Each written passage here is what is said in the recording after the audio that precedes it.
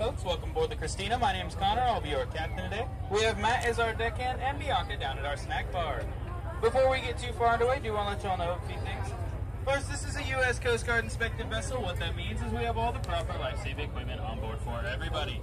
Life jackets are located upstairs under the bench seats, as well as downstairs under the port side or left side of the boat under those seats. We also have free-floating life rafts in the event of an actual water emergency. If something absolutely spectacular were to happen, just go ahead and follow along with a crew member. We'll make sure that everybody stays safe. Speaking of safety, we also have a few rules today. Please no running, jumping, or climbing on the boat. We're going to be doing some rocking and rolling, so we just want to make sure everyone keeps their feet on the deck. Oh, Jim. Like I said, we do have a snack bar on board. If you'd like an ice cold beer, soda, water, chips, or candy, go downstairs, see Bianca. She'd love to help you out. Matt is also behind the wheelhouse. He has the same thing. Now we invite you to sit back, relax, and enjoy your 45-minute harbor tour.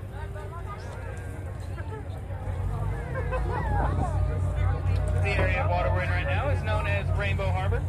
It was dredged out in the 90s for smaller vessels such as our own. All those dredgings were then piled up off to our right, and they put that lighthouse there. That lighthouse was donated to the City of Long Beach by the Long Beach Lions Club. It's not an actual aid to navigation, but it does glow a rainbow-colored light at nighttime.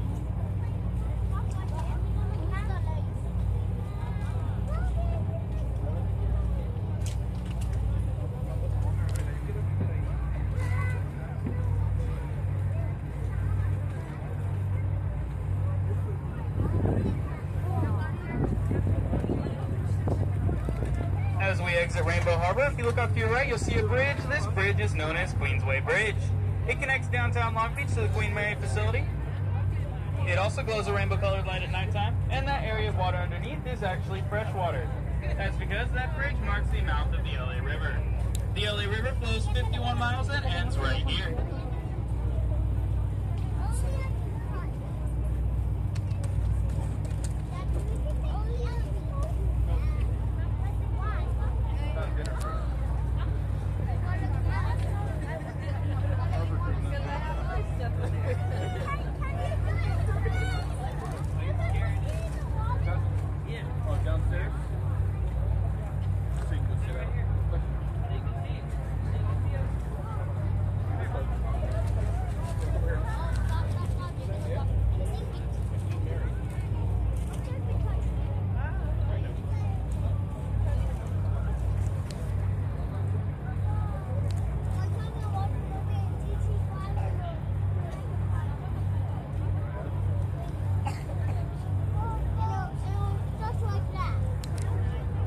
Coming up, we have the Queen Mary, but before we talk about the Queen Mary, if you look just at her bow or the front of her, you'll see the black conning tower of the Russian spy submarine, the Scorpion.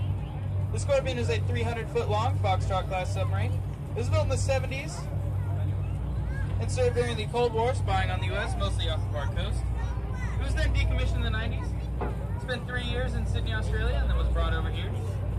Now, it used to be able to go aboard her, but years of neglect weren't kind to her, so she now serves as a nice head ornament for the Queen Mary. The Queen Mary is this big boat off to our right, the black and white one, not the white one. The Queen Mary was built in the 1930s in Glasgow, Scotland. She's over 1,000 feet long and 118 feet wide. This made her too wide for the Panama Canal during that time.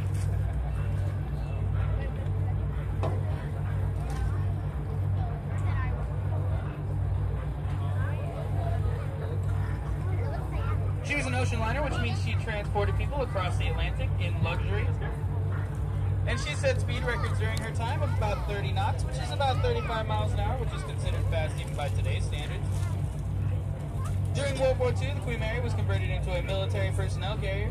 She was so vital to the Allied forces that Hitler actually put a bounty on her. She was then painted battleship gray, and because of her speed and color, she was able to disappear into the fog of the Atlantic. The fog of the Atlantic. And this earned her the nickname the Gray Ghost. She survived the war unscathed, and after the war returned back to passenger service. And was painted back to her original colors, black and white, that you can see today.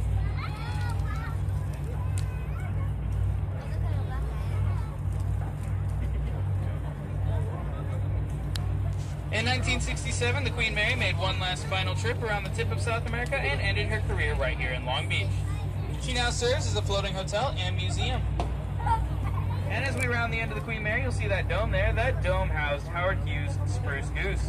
The Spruce Goose was a wooden seaplane. The idea behind it was it would carry troops across the Atlantic a lot faster than ships could. However, it was not completed until 1947, so it didn't actually see action. The Spruce Goose did fly for a period of about 90 seconds here in Long Beach, and then was taken up to Oregon and put on display in the National Aviation Museum. That dome is now owned by Carnival Cruise Lines. It serves as their Long Beach cruise terminal. If you want to go on a cruise out of Long Beach, you'll go there, check into that dome, and walk that long gangway to board one of their many big white boats.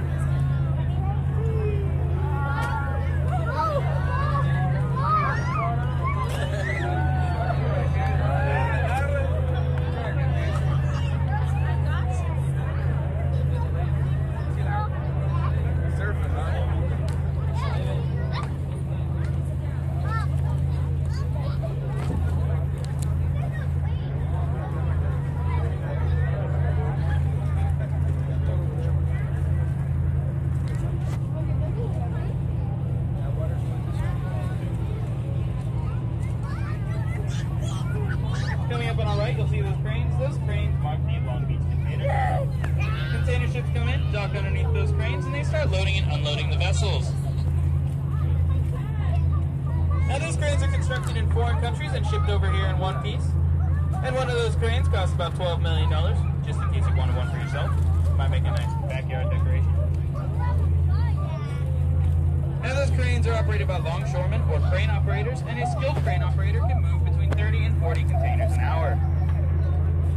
There's a wide variety of things that can be in these containers. Cars, trucks, electronics, clothing. They'll even ship food in specialized refrigerated containers. These containers are then put on trucks and trains and shipped all over the U.S., Canada, and Mexico.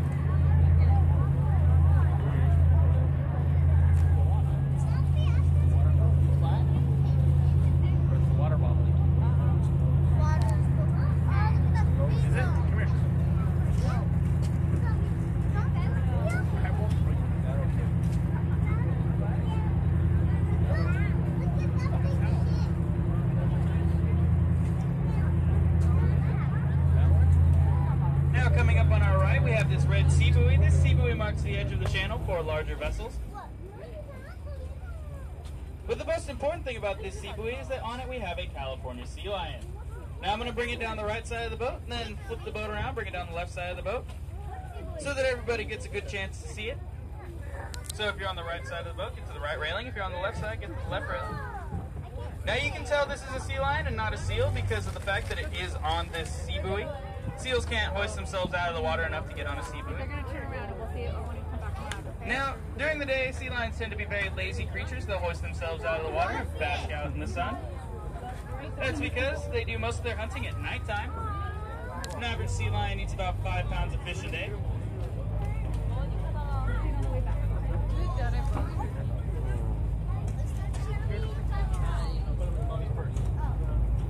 Female sea lions can be about 6 or 7 feet long, be about 200 pounds. Male sea lions, however, be about 8 or 9 feet long, and 900 to 1,000 pounds.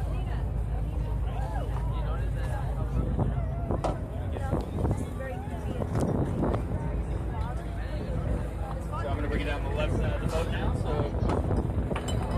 if you're on the left side of the boat, you can get us a good